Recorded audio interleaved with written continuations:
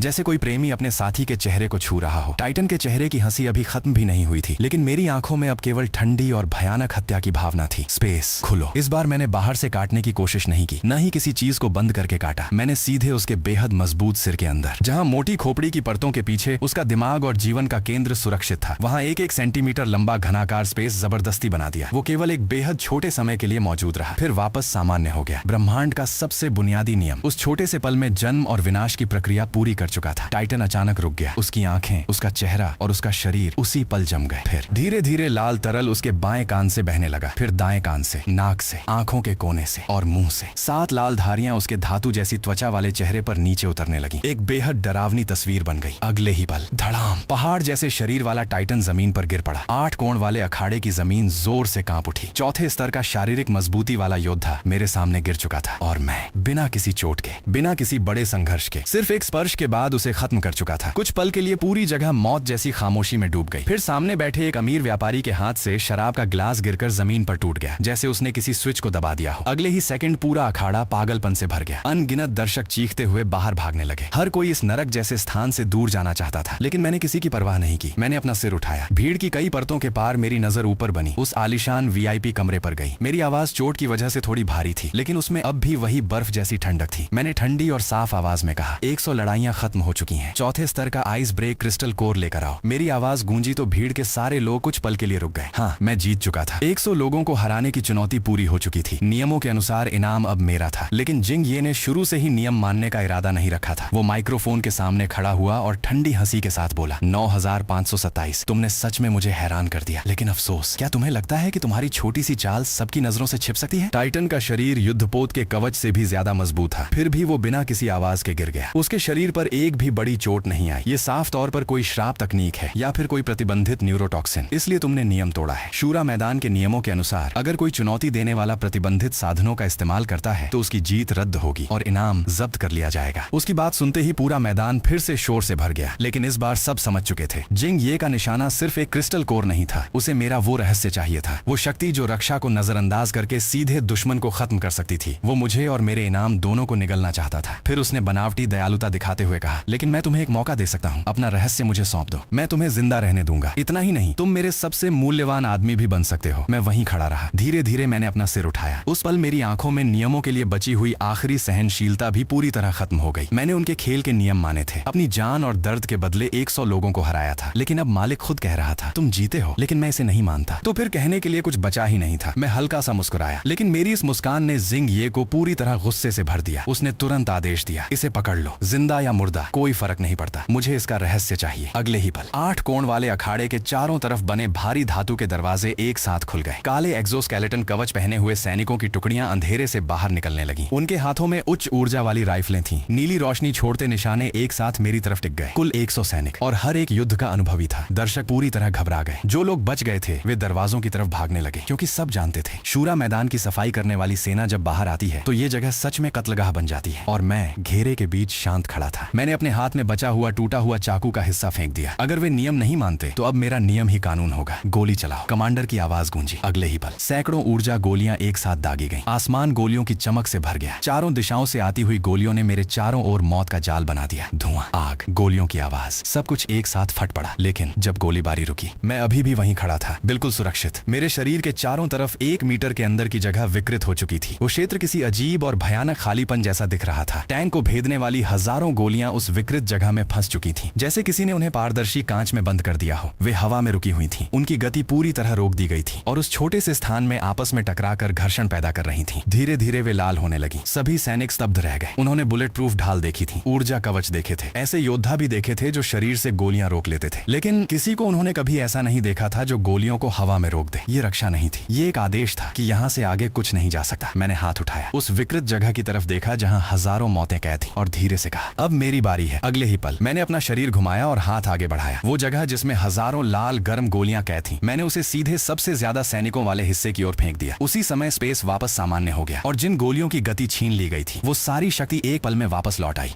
अब कोई गोली चलने की आवाज नहीं थी, सिर्फ हवा को चीरती हुई मौत की आवाज थी। वे गोलियां पहले से भी ज्यादा तेज गति से वापस लौटी। एक लाल तूफान बन गया। आगे खड़े दर्जनों सैनिक प्रतिक्रिया भी नहीं दे पाए। गोलियां उनके एक्सोस्केलेटन कवच को चीरती हुई अंदर चली गईं। कवच, हड्डियां, मांस, सब कुछ उसी पल टूट गया। पूरा मैदान लाल रंग से भर गया। बचे हुए सैनिकों के चेहरों पर डर छा गया। कुछ पीछे हटे, कुछ चीखने लगे, कुछ ने बिना सोचे बड़े विस्फोटक और आग वाले हथियार निकाल लिए। वे सोच रहे थे कि ज्यादा ताकत से मुझे खत्म कर देंगे, लेकिन मैंने उनकी तरफ देखा तक नहीं। विस्फोट, आग, झटका, मिसाइल के टुकड़े, कुछ भी मुझे नुकसान नहीं पहुंचा पाया, क्योंकि वो सब फिर से उसी विकृत स्पेस में समा गया। 1 घन मीटर का वो स्थान अब ऐसा लग रहा था जैसे एक छोटा अनियंत्रित तारा बन गया हो, जिसके अंदर सिर्फ विनाशकारी ऊर्जा भरी थी। और फिर मैं उस आग के बीच आगे बढ़ गया, धीरे धीरे, बिना किसी जल्दबाजी के, जैसे ये सब मेरे लिए कुछ भी नहीं था। मैंने उन बिखरे हुए सैनिकों के बीच से गुजरते हुए उस कमांडर को निशाना बनाया जो भागने की कोशिश कर रहा था। फिर मैंने स्पेस की पकड़ छोड़ दी। लो, वापस जिस विस्फोटक ऊर्जा को मैंने जमा किया था वो अचानक मुक्त हो गई। मेरे चारों ओर एक भयानक अग्नि गोला बना और चारों तरफ फैल गया। जो सैनिक सीधे उसकी चपेट में आए वे अपने कवच समेत पल भर में नष्ट हो गए। तो बाकी सैनिक पहले गर्मी से जले, फिर तेज गति से उड़ते मलबे और गोलियों ने उन्हें खत्म कर दिया। ये अब लड़ाई नहीं थी, ये एक तरफा विनाश था। यहाँ मेरी स्पेस शक्ति सबसे खतरनाक हथियार बन चुकी थी। दुश्मन जितनी ज्यादा ताकत लगाएगा मैं उतनी ही भयानक ताकत वापस लौटा दूंगा। संख्या का फायदा, हथियारों की ताकत, सब कुछ असली स्पेस नियमों के सामने मजाक था। कुछ ही देर में पूरा अखाड़ा सिर्फ चीखों और जलने की आवाजों से भर गया। वो कमांडर जो पहली लहर में किसी तरह बच गया था, आधा जला हुआ शरीर घसीटते हुए ऊपर बने वीआईपी कमरे की तरफ भागने लगा। वो रोते हुए मदद मांग रहा था, लेकिन अंदर बैठे जिंग ये मॉनिटर में दिख रहे नरक जैसे दृश्य को देखकर पूरी तरह डर चुका था। पहले उसे लगा था कि मेरे पास बस कोई छिपा हुआ हत्या का तरीका है, लेकिन अब उसे समझ आ गया था जिसे उसने उकसाया है वो कोई साधारण हत्यारा नहीं था, वो एक असली राक्षस था। वो तुरंत मुड़ा और भागने लगा, लेकिन वो सिर्फ 2 कदम ही आगे बढ़ पाया था कि धड़ाम, पीछे से एक भयानक आवाज आई। वो जला हुआ सैनिक कमांडर किसी टूटे हुए बोरे की तरह एक लात से वीआईपी कमरे का दरवाजा तोड़ता हुआ अंदर आ गिरा। मेरे पैरों के पास वो टीम लीडर पड़ा था। उसने कराहते हुए दरवाजे की तरफ इशारा किया, फिर उसका सिर एक तरफ झुक गया और उसकी जान चली गई। जिन ने धीरे धीरे अपना सिर घुमाया। दरवाजे के बाहर फैले धुएं के बीच मैं धीरे धीरे अंदर चला आया। मेरे पूरे शरीर पर खून के निशान थे। वो सफेद डरावनी मुस्कान वाला मास्क भी अब गहरे लाल रंग से रंग चुका था। मास्क के नीचे मेरी आंखें बेहद शांत थीं, इतनी शांत कि डर पैदा हो जाए। मैंने कोई बेकार की बात नहीं की, बस उस विशेष बुलेट प्रूफ कांच के सामने जाकर खड़ा हुआ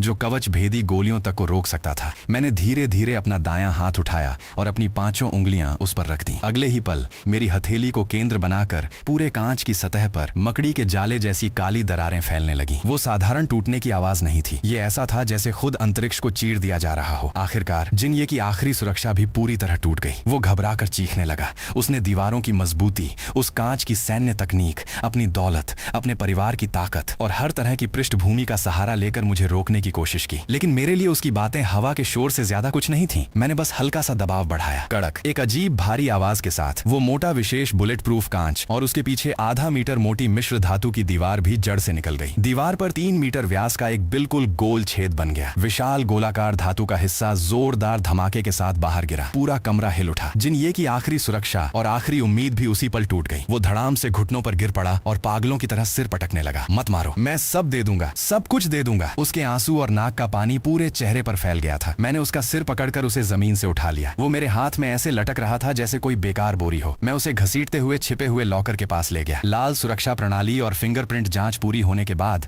लॉकर की कई परतें धीरे धीरे खुलने लगी। अंदर से बेहद ठंडी ऊर्जा बाहर फैल गई और पूरे कमरे का तापमान अचानक गिर गया। जिन ये कांपते हुए एक नीले धातु के डिब्बे को बाहर लेकर आया और दोनों हाथों से ऊपर उठाकर मुझे देने लगा। मैंने डिब्बा लिया और एक हाथ से उसका ढक्कन खोल दिया। अंदर एक मुट्ठी के आकार का क्रिस्टल रखा था। वो पूरी तरह पारदर्शी था और उसके अंदर ऐसा लग रहा था जैसे नीले रंग का बर्फीला तूफान घूम रहा हो। उससे निकलने वाली शुद्ध ऊर्जा इतनी जबरदस्त थी कि मेरे शरीर के अंदर की अंतरिक्ष शक्ति भी हल्का सा कांप उठी। ये असली था। मैंने तुरंत उसे अपने अंतरिक्ष भंडार में रख लिया। लेकिन जिन ये ने चीज सौंपने के बाद भी रहम की भीख मांगना जारी रखा। वो फिर से मुझे मनाने लगा और यहाँ तक कहने लगा कि वो प्रांत के बड़े परिवार से है। अपनी पृष्ठभूमि का इस्तेमाल करके मुझे रोकने की कोशिश करने लगा। लेकिन दुर्भाग्य से आहुआ अभी अपनी बात पूरी भी नहीं कर पाया था कि एक अदृश्य हवा की धार बिजली की तरह उसके आर पार निकल गई। उसकी आवाज अचानक रुक गई। अगले ही पल उसका सिर और शरीर अलग हो चुके थे। उसका गोल सिर जमीन पर लुढ़क गया और गर्दन से गर्म खून फव्वारे की तरह बाहर निकलकर जमीन पर फैल गया। मेरे आधे शरीर को लाल कर गया। मैंने उस तड़पते हुए शरीर को पैर से दूर धकेल दिया और ठंडी आवाज में कहा, मुझे फर्क नहीं पड़ता तुम कौन कौन हो। अगर जड़ नहीं काटी तो भविष्य में यही लोग फिर से परेशानी बनेंगे। ये बात मैं बहुत पहले ही गरीब इलाके की अंधेरी गलियों में सीख चुका था। चीज हासिल करने के बाद भी मैं तुरंत वहां से नहीं गया। मैंने बस कमरे के कोने में लगी गैस की मुख्य पाइपलाइन को काट दिया। तेज दबाव वाली गैस चीखती हुई बाहर निकलने लगी और कुछ ही समय में पूरे आलीशान कमरे को भरने लगी। फिर मैंने एक लाइटर जलाया और उस छोटी सी लौ को इस शानदार लेकिन पाप से भरी कब्र में फेंक दिया। उसके बाद मैं बिना पीछे देखे वहां से बाहर निकल गया। 10 मिनट बाद मैं लगभग पूरी रफ्तार से अस्पताल पहुंचा। ड्यूटी डॉक्टर अभी तक नींद में था, लेकिन जब मैंने वो ठंडा धातु का डिब्बा जिसमें चौथी श्रेणी का बर्फ क्रिस्टल रखा था उसके सामने जोर से रखा तो वो तुरंत पूरी तरह जाग गया। उसकी आवाज तक बदल गई। चौथी श्रेणी का बर्फ क्रिस्टल। बहुत जल्द पूरा विशेष चिकित्सा विभाग फिर से रोशनी से भर गया। शीर्ष डॉक्टर, सैन्य प्रयोगशाला, विशेष उपचार प्रक्रिया, ऊर्जा मार्गदर्शन, ऐसी सारी व्यवस्थाएं जिन्हें सामान्य समय में भी करना मुश्किल था, इस क्रिस्टल की वजह से तेजी से शुरू हो गई। मैं सैन्य निरीक्षण कक्ष के बाहर खड़ा था। कांच के पार मैं अपनी छोटी बहन को देख रहा था। उसके शरीर में शुद्ध बर्फीली ऊर्जा धीरे धीरे डाली जा रही थी। शुरुआत में मॉनिटर पर जीवन संकेत लगातार ऊपर नीचे हो रहे थे। मैं लगभग अपने दिल की तेज धड़कन सुन सकता था। लेकिन कुछ देर बाद आखिरकार बदलाव आया। उसके चेहरे पर जमी घातक बर्फ धीरे धीरे पिघलने लगी। उसके होंठों की नीली पड़ चुकी रंगत वापस आने लगी। जो दिल की धड़कन लगभग खत्म हो चुकी थी वो 30 से 40 फिर 50 तक बढ़ी और आखिरकार सामान्य स्तर पर स्थिर हो गई। कमरे में लगातार बज रहे खतरनाक अलार्म एक एक करके बंद हो गए। सुबह की पहली किरणें अस्पताल के गलियारे में आने लगी। तभी डॉक्टर ने मास्क हटाया। उसका चेहरा थका हुआ था, लेकिन उसकी आंखों में उत्साह छिप नहीं रहा था। सफलता मिल गई। उसकी शारीरिक स्थिति स्थिर हो चुकी है। अब बस आराम और धीरे धीरे सुधार की जरूरत है। ये एक वाक्य ऐसा था जैसे मेरे शरीर की आखिरी ताकत भी अचानक खत्म हो गई हो। आधे महीने से खींची हुई मेरी नसें आखिरकार ढीली पड़ गईं। भयंकर थकान ने एक पल में पूरे शरीर को घेर लिया। मैं बस अपनी बहन के बिस्तर के पास बैठ गया। उसे लंबे समय बाद शांत और स्वस्थ नींद में देखकर मेरी आंखें अपने आप बंद हो गईं और मैं वहीं गहरी नींद में चला गया। ये बहुत लंबे समय बाद मेरी सबसे सुकून भरी नींद थी। लेकिन मुझे पता नहीं था कि चौथी श्रेणी की उस बर्फीली ऊर्जा का एक छोटा सा हिस्सा मेरी बहन के शरीर को स्थिर करने के बाद भी बचा हुआ था। वो बेहद शुद्ध ऊर्जा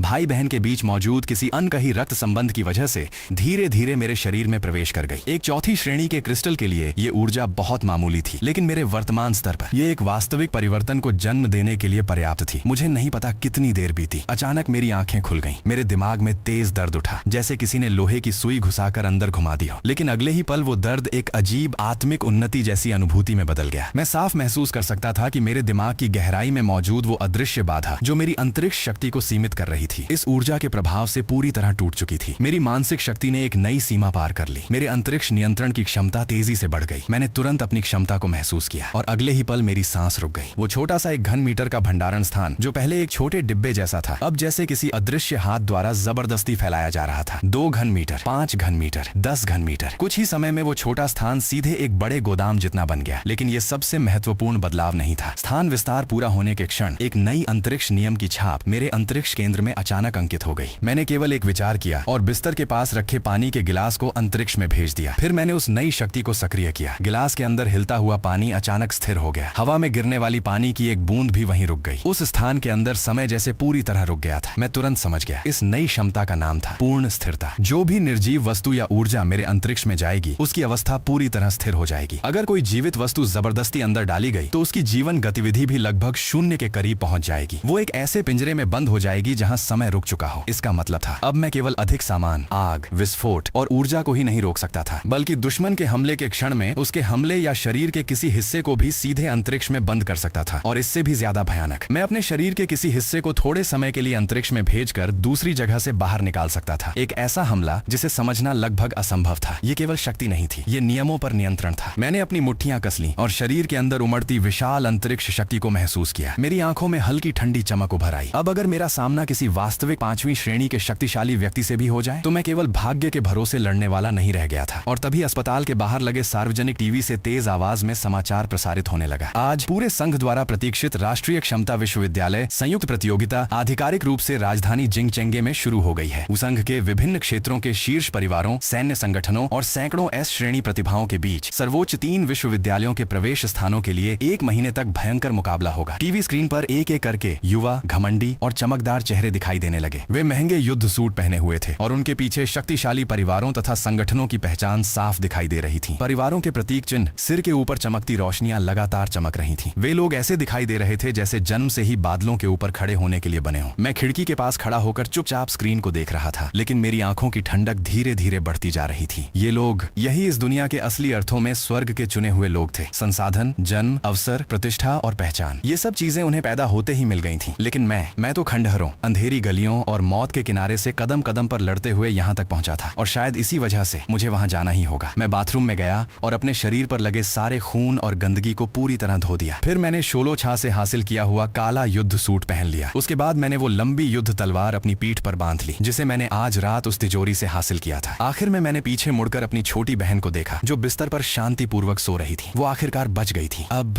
मेरी बारी थी। अब इस दुनिया से हिसाब चुकाने का समय था। मैंने अस्पताल का दरवाजा खोला। बाहर की तेज धूप मेरी आंखों में चाकू जैसी चुभी, लेकिन मैंने बस अपनी आंखें थोड़ी सिकोड़ लीं और आगे बढ़ गया। जियांग चेंगी, ये जगह जो अंधेरे और संघर्ष से भरी हुई थी, मेरे लिए बस एक शुरुआती गांव थी। असली युद्ध का मैदान राजधानी जिंगचेंगे में था। अब उन ऊंचाई पर खड़े तथाकथित प्रतिभाशाली लोगों को निराशा का स्वाद चखाने वाला खेल अभी शुरू ही हुआ था।